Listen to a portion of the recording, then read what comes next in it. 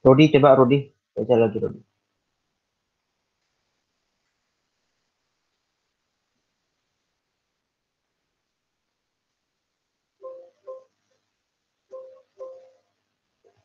Rudi Ihsani ada? Hadir? Hadir Ustaz. Yalah, Iqra. Faslun. Wayan bagi.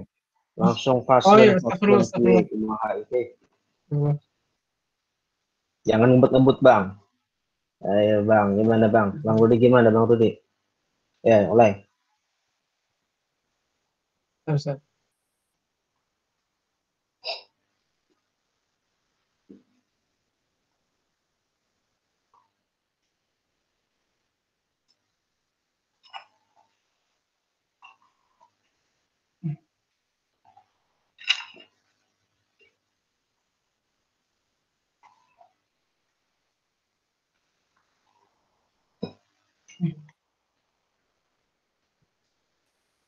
Gimana? Ya, ya. Adabnya gimana adabnya? Udah sering kita sudah 6 majelis berlalu. Sudah sangat sering diulang. Gimana yuk? Bismillah. Alhamdulillahirabbil alamin. Assalatu wassalamu ala asyrafil anbiya wal mursalin wa ala alihi wa sahbihi ajma'in, amma ba'd. Allahumma ighfir lana wa liwalidina wa limasyayikhina wa li jami'al muslimina, amin. Bi asanidikum muttasilan ila Imamin Nawawi radhiyallahu anhu. Qala faslun.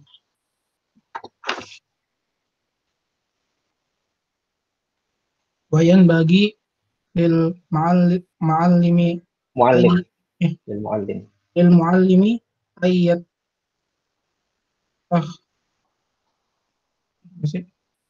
An yatakhallaqa an yatakhallaqa bil mahasani lati warada syar'u biha. warada syar'u biha wal qos Fisal. wal khisalul hamdati Fisalil. Fisalil hamidah. wal khisalil hamidati wa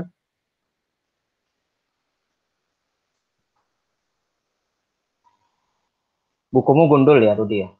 iya Ustaz. Ya udah, coba apa tuh? Wasyami, saya bantu. Wasyami. Wasyamil mardi ya. Marudiyah. Ya, yang bukunya wasy, gundul sambil diharokatin ya. Jadi sambil belajar sorogan ya. Jadi dapat kata-kata yang nggak tahu, artinya ditulis, dicari-cari bukunya. Ya, dikasih harokat, yang udah berharokat ya, kalau ada harokat yang salah dibenerin. Ya, terus. Wasyamil marudiyah, terus allati wasyamil mardiyatil allati arsyadahullahu ilaiha minaz zahada minaz zihadah. minaz zihadah minaz ziyadah fid dunya wal taqlil Taqallul. wat taqallul minha wa adamu ma, Mubah. Al-mubalah. al mubalah biha wa bi ahliha. Ya, begini ganti ya. Bang Noval Imanuddin, hadir Bang Noval.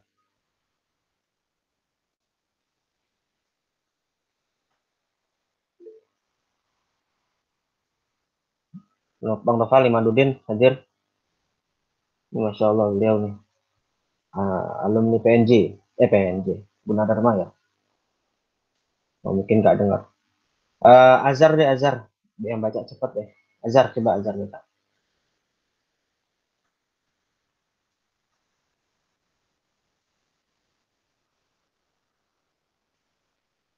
Halo Azhar, ini pada kemana nih sunyi senyap nih?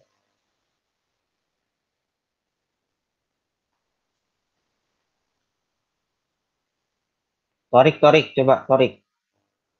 Torik coba baca Torik. Baik, Suaranya dengar, Ustaz? jelas, jelas. Oke.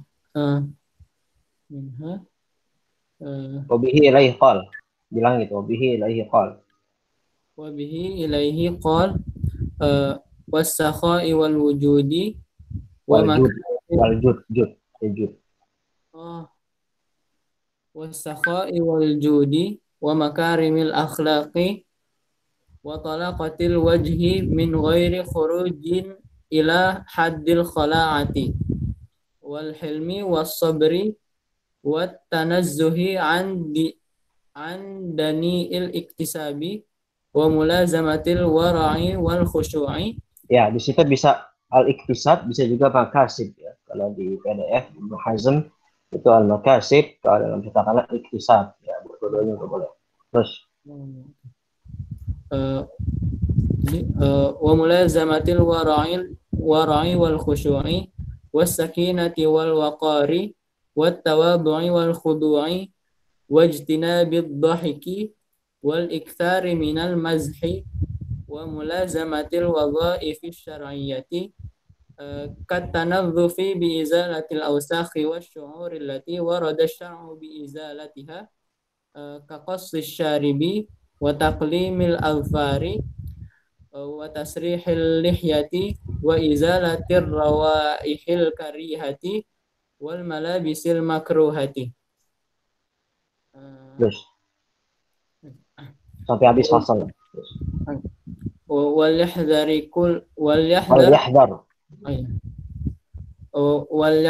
kullal hadari minal hasadi wal riya'i wal ujbi wa ihtiqari ghairihi wa in kana dunahu wa yanbaghi an yasta'mila al ahadits al waridata fit tasbih wat tahlili wa nahwihima minal adhkari wad da'awati wa an yuraqiballahu ta'ala fi sirrihi wa Yuraqiballaha.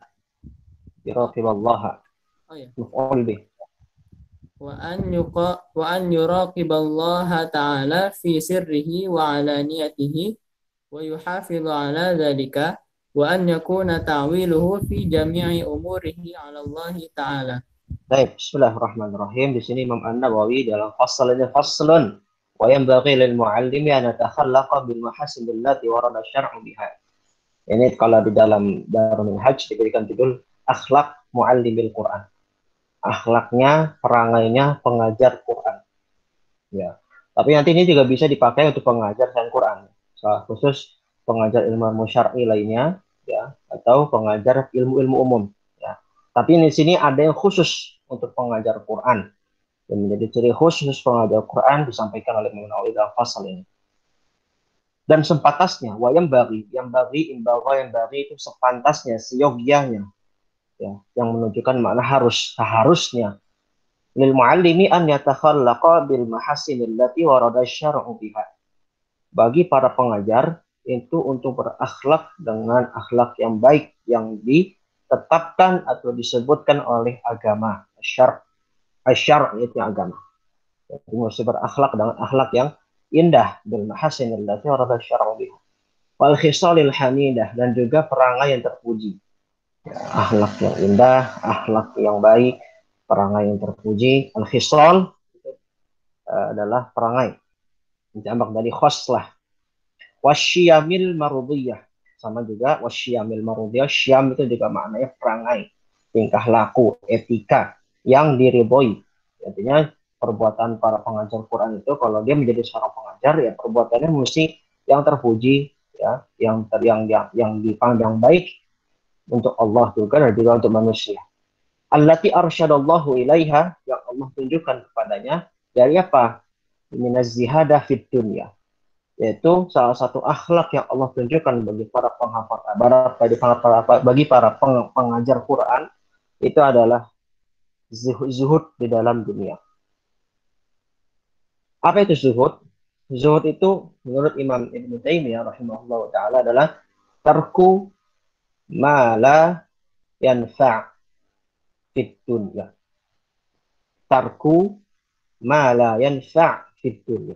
Ikhwah, nanti At-Tibyan di akhir-akhir tahun, ya. Saya yakin ini At-Tibyan ini kita nggak akan khatam tahun ini. Jadi emang saya sengaja buat lama.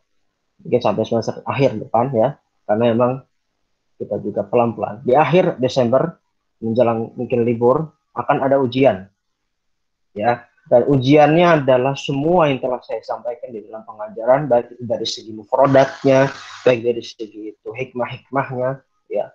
Kalau mungkin antum dengan guru lain Fadri misalnya, kalau itu akhirnya udah sekarang, kalau saya nanti di akhir bulan Desember ada ujian ya, ujian untuk mengetes pemahaman antum. Jadi setiap kata-kata yang saya sampaikan, faidah-faidahnya catat ya. Mufradat juga catat ya. Nanti kan saya tanya semua ya, jadi waktu panjang sampai Desember, jadi saya sengajakan untuk enggak ujian tersebut. Jadi ada suatu hikmah, ada suatu tambahan, yaitu antum catat ya. Termasuk yang mungkin nggak di luar di luar buku ya, dicatat, jangan dibiarkan begitu saja. Az-zihadah, zuhud itu apa? Menurut Imam Ibnu Taimiyah beliau mengatakan az-zuhud yakni tarku ma la yanfa' fid dunya lil akhirah, yaitu meninggalkan apa-apa yang tidak bermanfaat di dunia untuk akhirat. Jadi yang nggak bermanfaat, tapi perkara itu mubah. Perkara itu mubah. Beda nanti kalau kita bilang, nanti ada di bawah, ada warok. Warok itu apa? Tarku ma yadur fil akhirah. Itu meninggalkan sesuatu yang berbahaya di akhirat. Jelas kalau warok itu kita meninggalkan yang haram, yang syubhat. Ya. Tetapi kalau zuhud, dia meninggalkan hal-hal yang mubah sebenarnya, halal. Ya, cuman itu sebenarnya nggak manfaat bagi diri dia. Ya, itu namanya zuhud. Menurut Imam Ibnu Taimiyah rahimahullah ta'ala. Contohnya apa? Misalnya, ya mungkin ya, mohon maaf nih. Main game itu boleh atau enggak? Coba jawab. Main game itu boleh atau enggak main game? Boleh enggak? Coba jawab. Main game itu boleh enggak main game? Tergantung game Ustaz. Tergantung gamenya. Ya, tapi secara umum deh, secara umum. Main game itu boleh atau enggak? Ada dalil yang mengharamkan enggak? Enggak ada, Ustaz. Enggak ada. Boleh berarti kan? Perkara dunia. Boleh. Halal. Mubah. Ya. Tetapi bagi seorang yang zahid, jadi zuhud itu adalah masdar, fa'il adalah zahid. Orang yang zahid itu orang yang walaupun perkara itu mubah, ya, dan perkara itu adalah hal yang sebenarnya kalau digunakan dengan proporsional dengan baik itu adalah hal yang tidak menjadi malaikat, tapi dia karena ini nggak ada manfaatnya di akhirat. Saya main game kira-kira di akhirat ada manfaatnya. Dapat balasan apa di akhirat? Dia tinggalkan. Itu orang yang zuhud contohnya. Ya, jadi perkara-perkara mubah dia tinggalkan. Itu orang zuhud. Makanya zuhud itu lebih tinggi derajatnya dari warok. Makanya para pengajar Quran itu disifati oleh Imam Nawawi jadi dengan zihadah itu. Tidak sekedar warok. Kalau warok itu harus, ya warok itu harus. Meninggalkan yang haram itu harus, ya. Rezeki yang haram, ya. Perkara-perkara yang syubhat, ya. Dan segala macam, ya itu mesti ditinggalkan jelas. Tapi orang yang zuhud atau orang para pengajar Quran, mu'allimul Quran, itu dia lebih dari warok, itu zahid. Wattaqallul minha. Taqallul itu arti minimalis. Taqallul itu artinya dia tidak apa ya. Taqallul itu jadi efek dari zuhud ya. Artinya dia menyedikitkan perkara-perkara dunia. Jadi orang yang minimal aja lah, ya, menggunakan dunia dengan sekadarnya saja, tidak berlebihan. Wa adamul mubalah biha wa bi ahliha. Dan juga dia tidak peduli, bodo amat dengan dunia dan ahlinya. Ya, artinya bukan berarti dia anti dunia, enggak. Ya, kita mesti dudukan. Zuhud itu bukan berarti Anda meninggalkan dunia, enggak. Ya, ada ulama yang kaya seperti siapa? Ibnu Hajar al-Asqalani. Ibnu Hajar al-Asqalani itu dikisahkan, beliau itu kalau naik kendaraan, kalau sekarang tuh kayak moge, motor gede. Benar, itu Ibnu Hajar al-Asqalani. Dia memakai kendaraan kuda yang terkesan mewah. Ya. Tapi tujuannya bukan untuk berbangga-bangga. Ya, kalau orang-orang yang saleh, orang-orang yang punya kebaikan di sisi Allah Subhanahu wa taala, mereka mempunyai harta yang baik itu, yang kaya, yang megah itu tujuannya untuk tahadud bin nikmah. Tapi sebenarnya hakikatnya harta itu jangan ditaruh di hati, cukup taruh tangan saja. Karena sesungguhnya harta itu innamal hayatud dunya la'ibun wa lahwun, hanya permainan, nanti akan fana. Ya, seperti itu. Jadi bukan berarti zuhud itu ketika dibilang wa adamul mubalah biha wa bi ahliha, antum meninggalkan perkara dunia, tidak peduli, bukan berarti sama sekali antum menjadi orang yang anti dunia, ya, enggak juga, ya. Enggak begitu. Kita intinya mesti proporsional seperti itu. Lalu apalagi sifat yang mesti ditanamkan dari para pengajar Al-Quran? Ya, insya Allah ini semuanya antum kan akan jadi pengajar ya, insya Allah ya semua. Baik itu skala kecil atau skala besar ya. Tentunya itu yang mesti dipegang. Dan itu adalah suatu keniscayaan bagi semua agar kita bisa mengimplementasikan khairukum man ta'allama al-Qur'ana wa 'allama. Was-sakha wal jud wa makarimil akhlaq. Ini juga as-sakha, sakha itu adalah dermawan. Jud juga dermawan sama as-sakha ya, wal jud itu dia intinya mesti dermawan ya. Ketika dia seorang pengajar yang mempunyai harta yang cukup atau harta yang banyak, maka dia mesti dermawan, menginfakkan hartanya. Wa makarimil akhlak, dan juga akhlak yang mulia. Wa talaqatil wajh, dan juga wajahnya yang talaqnya itu bukannya sekedar senyum, tapi seri, berseri-seri dan juga mempunyai cahaya nur. Ya. Pengajar Quran ya, itu mempunyai nur ya, punya suatu daya tarik ketika orang melihat, masya Allah, ini wajah pengajar Quran, wajah seorang alim, wajah seorang saleh. Walaupun dia, mohon maaf, walaupun dia kulitnya hitam, mohon maaf ya, walaupun dia kulitnya hitam, ya orang negro, tapi kalau dia orang yang alim, orang yang saleh, orang yang mengamalkan Al-Quran, menghafalnya dan juga mengamalkan, insya Allah akan pola kotor wajahnya itu akan terlihat. Yang wajahnya akan terlihat berseri-seri, akan ada nur di dalam wajahnya seperti itu.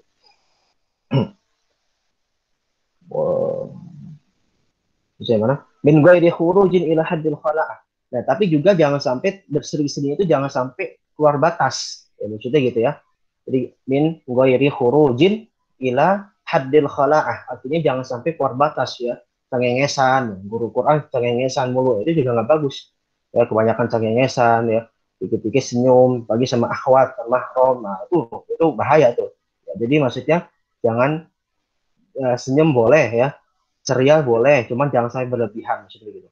Wal hilm wasabr, dia juga mesti santun, sabar, wa tanazzuh an dani'il makasib atau al-iktisab, dan dia mesti juga membersihkan diri dia dari dani'il makasib atau dani'il iktisab. Artinya apa? Dani'il makasib atau dani'il iktisab adalah pekerjaan-pekerjaan yang rendah atau pekerjaan-pekerjaan yang dianggap hina dan merendahkan dirinya. Tapi halal. Contoh apa? Contoh, tukang sampah, tukang ojek, tukang sampah. Pekerjaannya halal, ya halal. Pekerjaannya halal. Jadi di sini jelas. Kalau pengajar Quran bekerja yang haram jelas nggak boleh. Jelas. Ada kan pekerjaan haram, ya menjadi tukang riba, ya, menjadi apa namanya pencuri. Ya, memang pencuri juga bukan pekerjaan sebenarnya. Atau ya pekerjaan yang mengandung haram semua itu jelas sudah tidak kan. Tapi di sini Imam Nawawi menyampaikan kalau haram itu nggak boleh, sekarang pengajar Quran mesti naik level. Jangan bijak. Sekarang jangan masalah haram lagi, tapi masalah yang dani ilmu kasih atau dani kisah. Pekerjaan yang dianggap hina atau rendah di mata orang itu dari tinggalkan juga dari pengajar Quran. Contohnya apa? Tukang sampah. Seorang ustadz bisa jadi tukang sampah. Boleh nggak halal? Artinya sama dia halal, ya sama dia emang untuk mencari mencari harta untuk anak istrinya, ya kalau untuk keluarga atau keluarganya itu halal ya. Cuman itu terkesan akan agak rendah, bertemu dengan kotoran-kotoran, najis yang banyak, atau misalnya tukang ojek itu kan dia akan mengangkut penumpang, laki itu perempuan pun juga berarti ada yang bukan mahram, ya kan, kecuali kalau dia memang bisa menolak perempuan bukan mahram naik ojek. Tapi kan di situ juga ada kesan kurang baik, tukang parkir, ya kan, makanya ada pungli segala macam, yang pekerjaan-pekerjaan yang sebenarnya di urf kita bisa di masing-masing tempat kan beda-beda ya urusnya. Nah mungkin di tempat kita tuh contohnya itu ya, mungkin teman-teman bisa tambahin apa kira-kira dari ilmu kasih pekerjaan-pekerjaan yang mungkin dianggap rendah tapi halal ya, saya bilang halal bukan haram, halal jelas ya.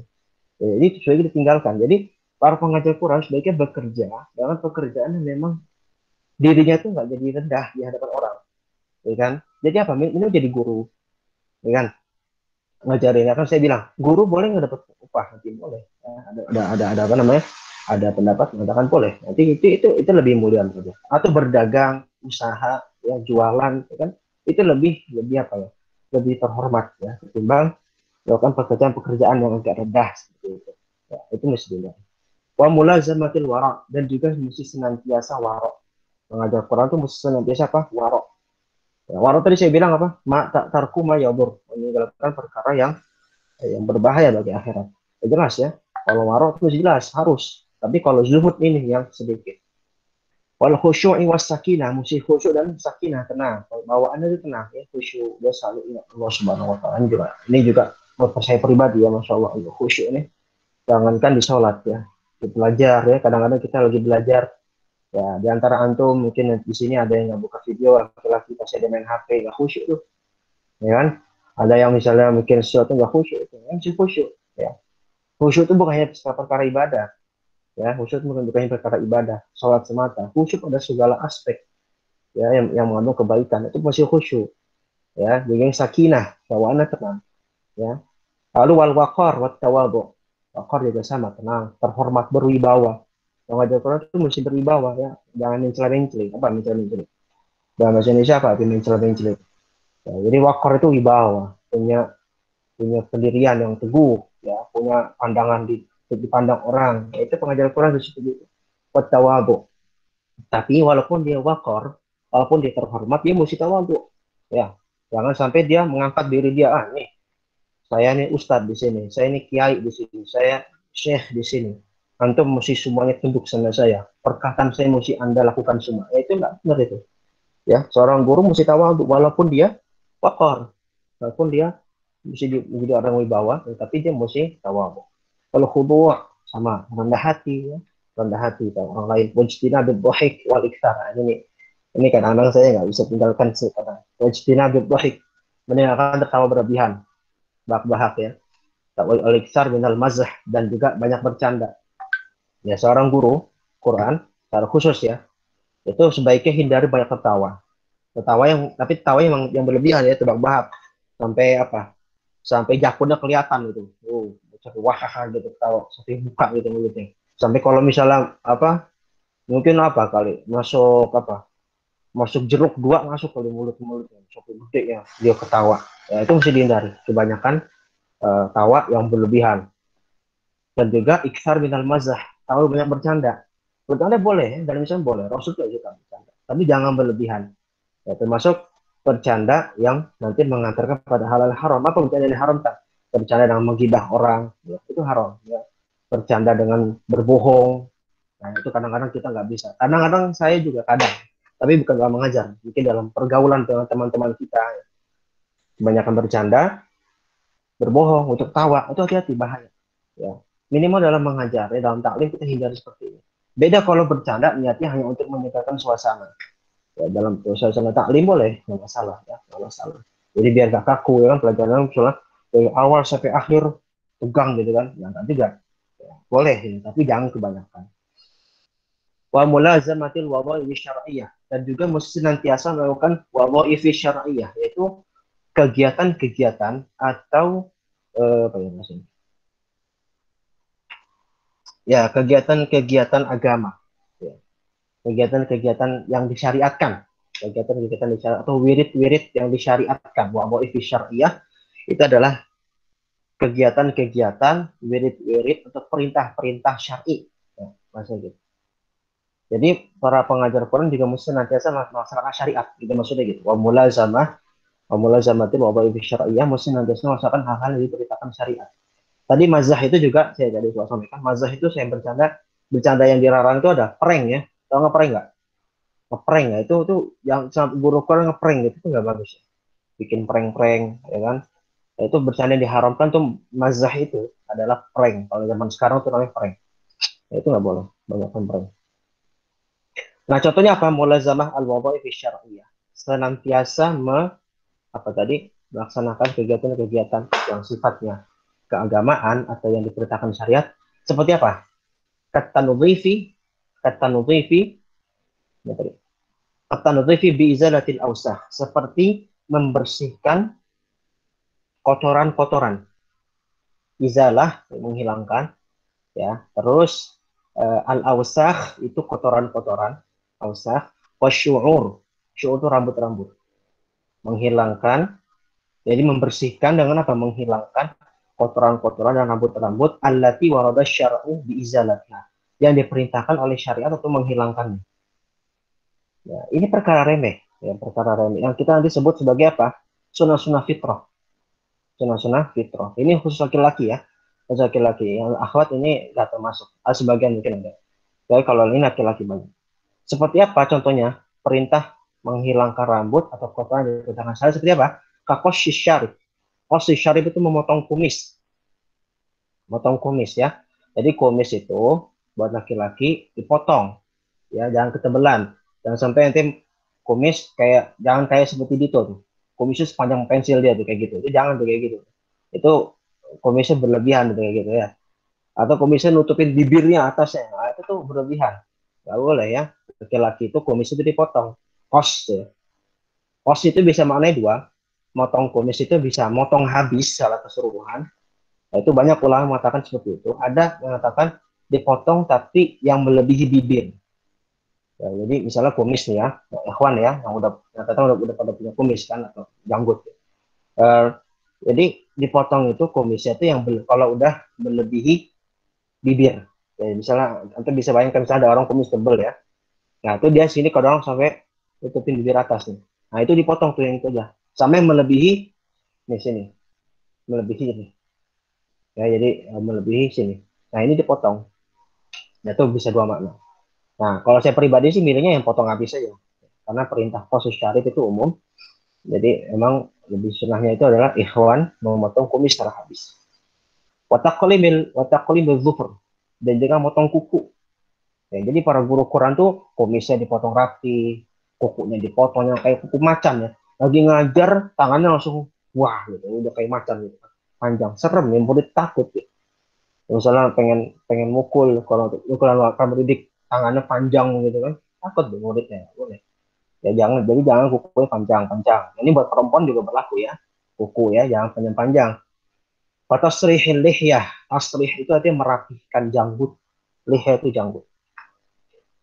Nah, ini sedikit saya sampaikan. Janggut itu ada 3 hukum. Ya, menurut para ulama. Ini antum catat nih, nanti saya akan keluarkan di ujian. Janggut itu ada 3 hukum. Pertama wajib.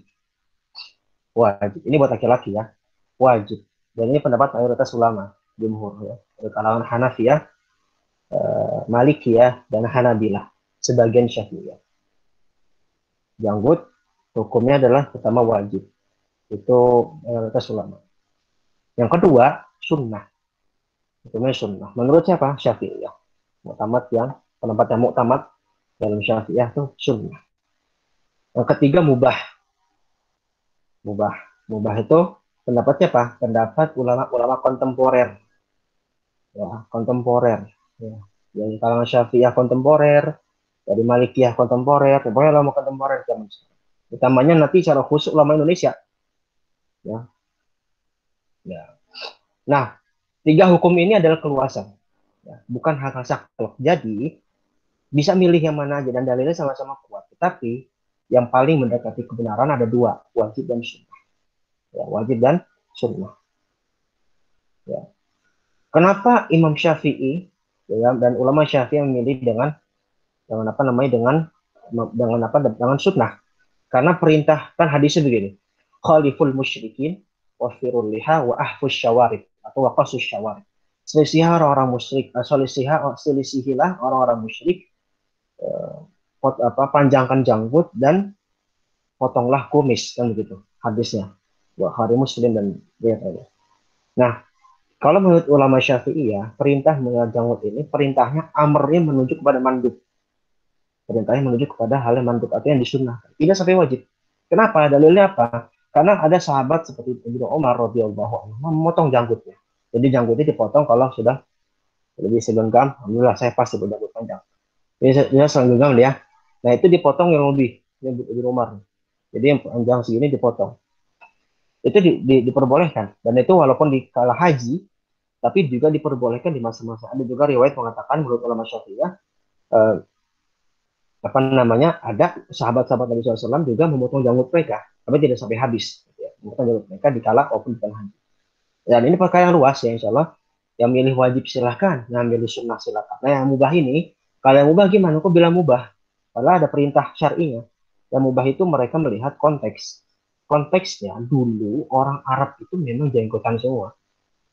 Ya, orangnya jenggotan semua. Dan dulu ciri orang musyrik, utamanya orang Majusi, ya orang Majusi, orang Persia ya dulu. Ya, itu mereka tuh manjangin kumis, jenggotnya dipotong. Nah, sekarang menurut orang yang mengatakan itu konteksnya berbeda. Sekarang orang-orang Yahudi pun, orang-orang Persia pun ya punya jenggotan semua. Jadi jenggot itu sebenarnya tergantung konteks, tempat, dan waktu. Menurut yang mengatakan juga. Ya, seperti itu. Karena saya kurang setuju dengan pendapat ini. Ya, saya lebih mengikuti pendapatnya Muktamad. Ya, itu apa sunnah? Minimal sunnah. Ya, minimal sunnah. Dipotongnya gimana? Potongnya makruh. Ya, kalau kita menurut Syafi'i, kita cukupkan dengan Syafi'i saja karena ini kita punya Syafi'i. Dalam menurut Syafi'i memang dipotong itu makruh ya. Semakin dipotong banyak, semakin makruh. Tapi tidak sampai haram. Karena kan sunnah ya, hukumnya sunnah. Ya, ya, jadi usahakan tetap dipelihara bagi antum semua ikhwan ya. Terlebih nanti ketika menjadi pengajar, mengajar Quran, mengajar agama, seperti itu. Jadi tetap janggut itu adalah satu perintah syar'i, bukan budaya, apalagi adat orang Arab, bukan. Ya, karena orang yang mengatakan mubah mengatakan begitu. Jenggot itu budaya orang Arab, yaitu. Padahal enggak juga. Ya, seperti itu. Karena ada perintah syar'i. Jadi jenggot itu seperti itu. Jadi para ikhwan, kalau jadi pengajar Quran atau pengajar ilmu-ilmu syar'i secara khusus, nah itu jangankan ya, sunnahnya ini minimal semampu kita ya. Kalau misalnya nggak bisa panjang banget ya, ini ada lah sedikit sedikit demi sedikit seperti itu. Jangan dihabiskan sama sekali karena janggut itu perhiasan laki-laki, membedakan dengan perempuan ya, membedakan dengan perempuan. Kecuali kalau antum memang nggak punya gen, ya, jangan dipaksakan ya, jangan memaksakan punya janggut kalau nggak punya gen. Jadi janggut itu dipelihara alami, bukan dengan obat. Saya begini karena saya alami keturunan orang Sumatera. Orang Sumatera mempunyai banyak bulu lah kalau kata orang. Jadi memang alhamdulillah keturunan. Tapi kalau antum nggak punya, ya, jangan dipaksakan karena itu menyalahi fitrah. Ya seperti itu. Ini sedikit saya sampaikan masalahnya karena ini hukum fikih yang kadang suka dibicarakan, suka diperdebatkan seperti itu. Jadi luas saja ya, luas saja. Jadi jangan yang bilang wajib jangan juga menyalahkan yang bilang sunnah. Begitu pula sebaliknya. Seperti itu. Wa izalatir raihil karihah, dan juga para pengajar Quran itu mesti menghilangkan apa? Bau-bau yang enggak enak. Pengajar Quran itu mesti wangi. Ya, mesti wangi.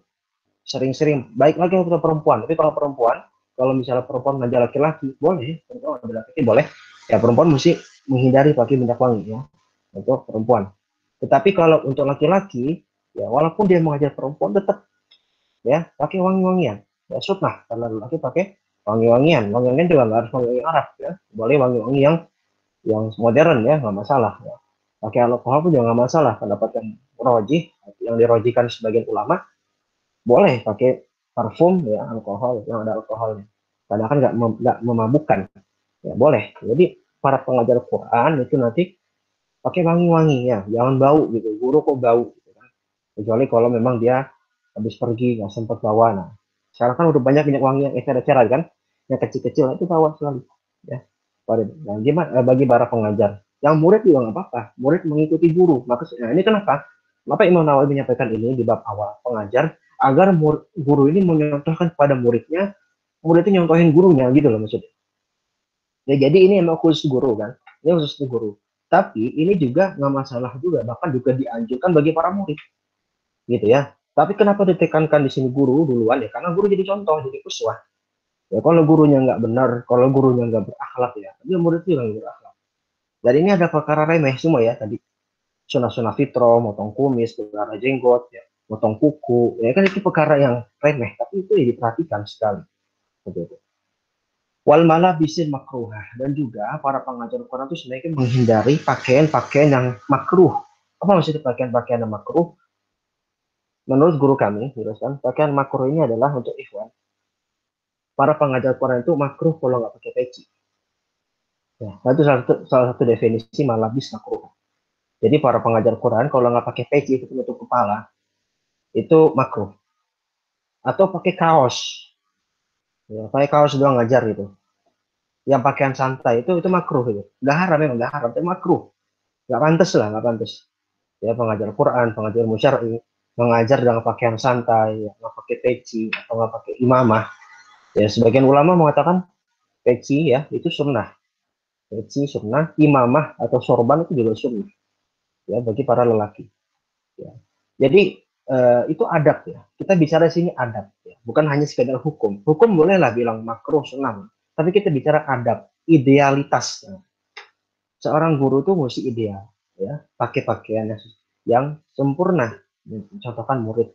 boleh pakai peci nasional, boleh pakai peci orang Arab, terserah ya. Karena dalam mendefinisikan pakaian juga ada orang yang mengikuti sunnahnya sunnah adat, itu juga bagus. Tapi pakaian setempat itu bagus. Ada juga yang mengatakan mengikuti sunnahnya Nabi SAW dari sifat Nabi SAW itu bukan sunnah.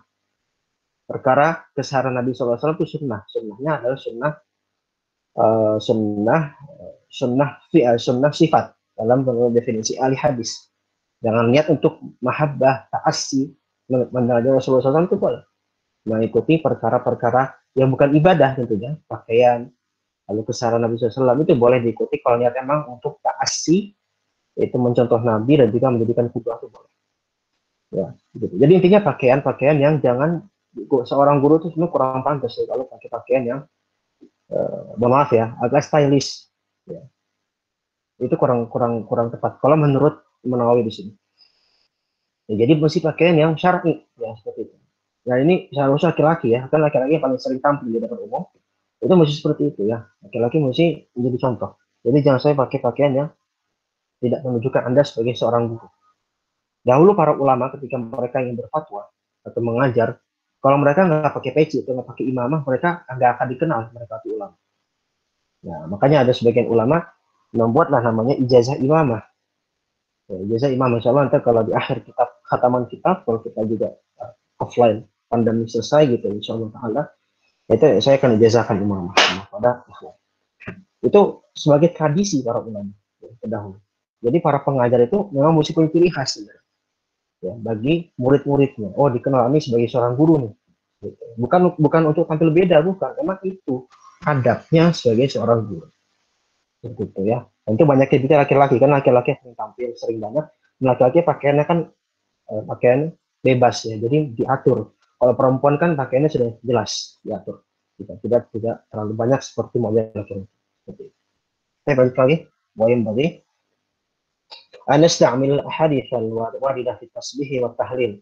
Dan juga para pengajar Quran sebaiknya juga sering ya menggunakan hadis-hadis yang warid dalam hadis Rasulullah SAW dari Al-Quran, baik tasbih, tahlil. Jadi para pengajar Quran itu sering berzikir, baik itu zikir-zikir tasbih, tahlil, istighfar, Quran, dari Quran, doa Quran. Menawana fi'ima min adhkar wa da'awat, dan juga dari zikir-zikir dan doa-doa. Wa nuraqiballaha ta'ala fi sirrihi wa alaniyatihi, dan juga senantiasa mendekatkan diri kepada Allah. Yuraqibah, an yuraqiballaha ta'ala muraqabah.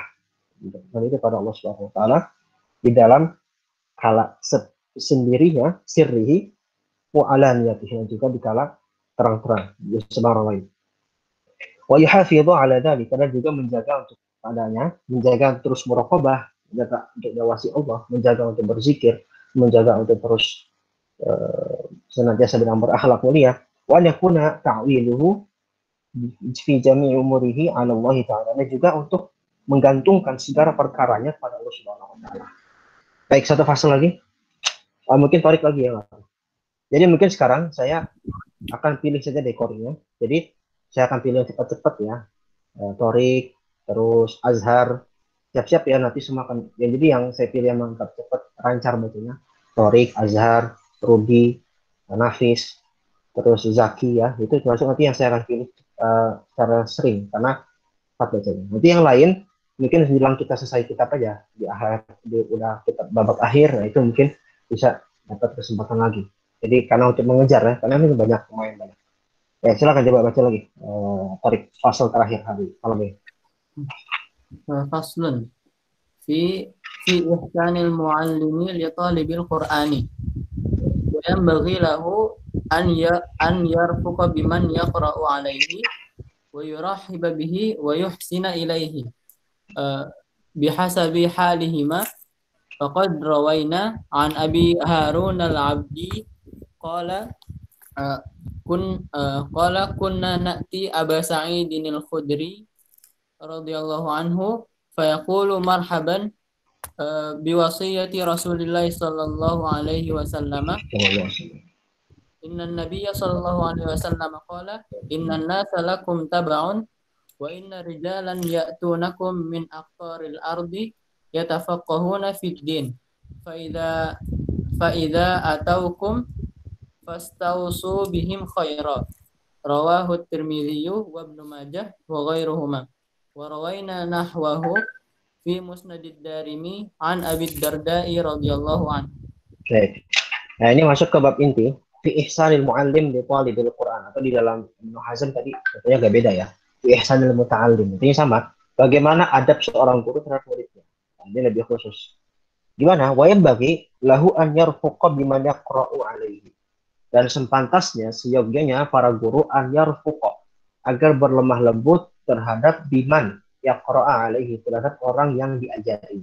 Yaqra'a alaihi, qara'a ala itu idiom dalam bahasa Arab. Kalau qara'a ala itu artinya mengajar, belajar.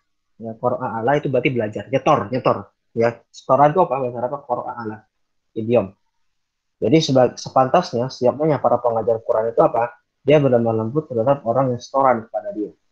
Wa yurahiba bihi, dan juga yurahiba, rahaba itu artinya marhaban.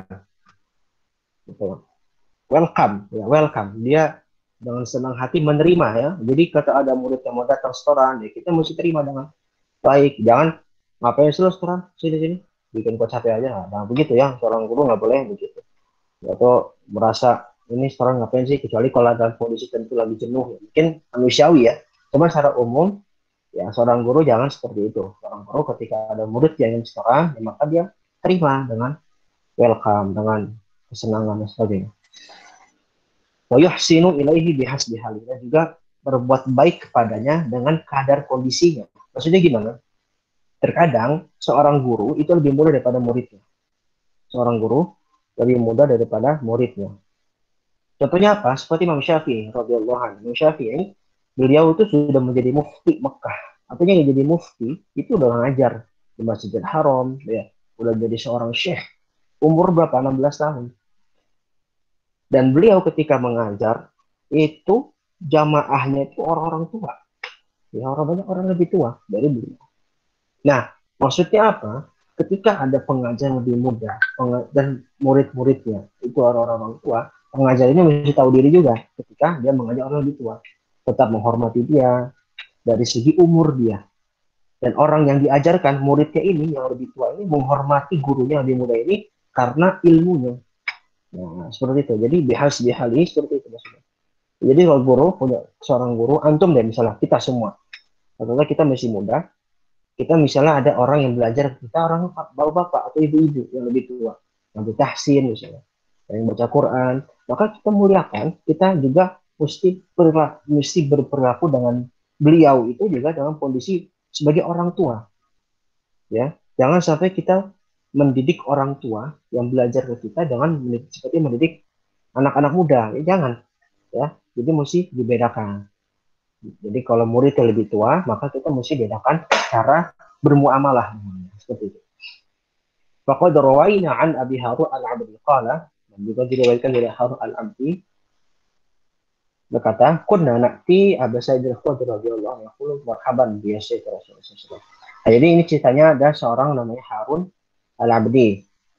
Lalu Harun al-Abdi ini datang kepada salah seorang sahabat Nabi Muhammad SAW, Abu Sa'id al-Khudri. Maka Abu Sa'id itu langsung mengucapkan marhaban bi wasiyati Rasulullah SAW.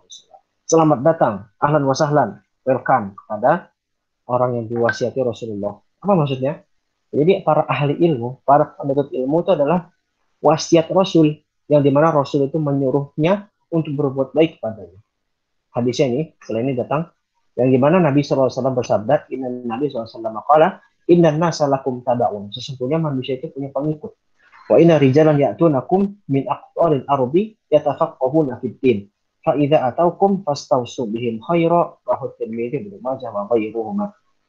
Sesungguhnya manusia itu punya pengikut.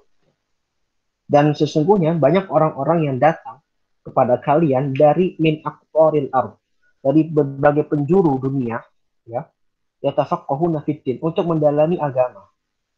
Fa'idha ataukum, jikalau ada orang-orang yang datang kepada kalian dari penjuru dunia, ya, dari berbagai belahan dunia datang kepada kalian sebagai guru, maka apa? Fastausu bihim khaira. Maka wasiatkan mereka dalam wasiat yang baik. Rawahu Tirmidzi wa Ibnu Majah wa ghairuhuma. Nah, intinya Pak, jadi kalau kita sebagai guru ya kita mesti menerima murid yang baik. Kita mesti ihsan, kita mesti memperlakukannya sebagaimana seorang ayah memperlakukan anaknya, seperti itu kira-kira. Warwaina wahu fi Musab dari ini ambil Abi Darda dari sahabat Abi Darda radhiyallahu anhu. Baik, ya cukup mungkin hari ini pembahasan saya di sini. Mungkin ada pertanyaan, silakan.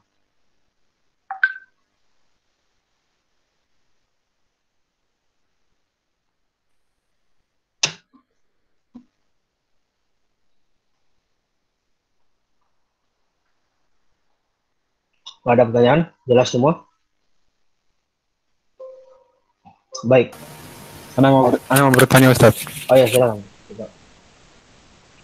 Untuk yang adab untuk berakhlak mulia ini, apakah hanya khusus untuk seorang guru Quran, Ustaz? Yang apa? Yang poin yang sedang kita bahas ini, apakah hanya khusus untuk seorang guru Quran? Ya, ini cara khusus memang iya untuk guru Quran. Ya. Tapi bisa dipraktekkan untuk guru-guru lain. Ada yang khusus guru Quran seperti apa contohnya tadi? Yang misalnya khusus guru Quran ya, yang itu mungkin nggak bisa dipakai sebagai guru lain.